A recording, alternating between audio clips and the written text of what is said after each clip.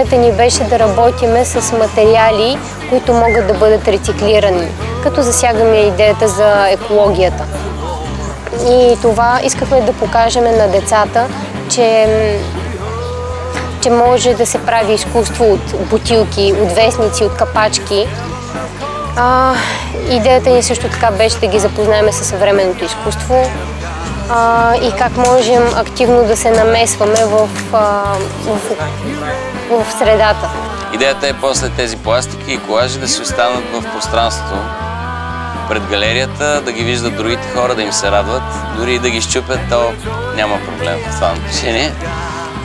Важното е, за нас беше важно да направим неща, които хората, минавайки, да бъдат провокирани.